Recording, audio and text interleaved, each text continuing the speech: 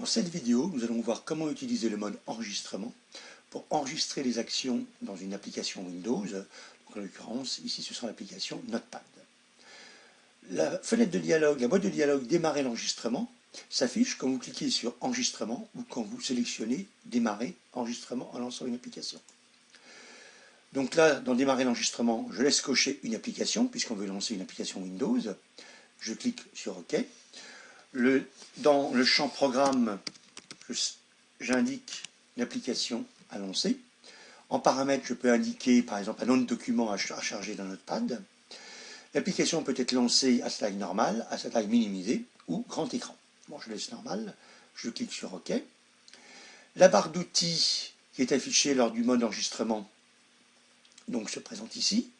L'application sans titre bloc-notes, est lancée. Et là-dedans, par exemple, je vais saisir du texte, puis appuyer sur Entrée, sélectionner une option de menu, sélectionner par exemple heure-date, puis je peux quitter bloc-notes, donc fichier quitter, et je n'enregistre pas le contenu.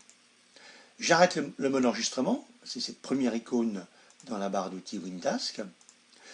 L'éditeur revient au premier plan et je peux voir les instructions qui ont été générées et bien sûr je peux les modifier directement dans le script d'automatisation. Donc l'instruction shell exécute Notepad. L'instruction use window attend que la fenêtre Notepad soit bien là avant de continuer, donc avant d'envoyer bonjour WinTask. Ensuite, j'ai sélectionné donc le menu édition heure date.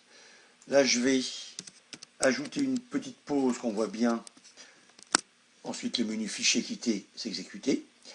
Et enfin, dans la fenêtre voulez-vous enregistrer, j'ai cliqué sur le bouton ne pas enregistrer. Je lance l'exécution par cette icône exec. Donc là il me demande un nom. Je vais l'appeler script 1. Et je lance l'exécution. Enregistré et l'exécution est lancée. Donc toutes les actions sont rejouées avec le menu fichier quitté et ne pas enregistrer. Voilà, c'est la fin de ce tutoriel.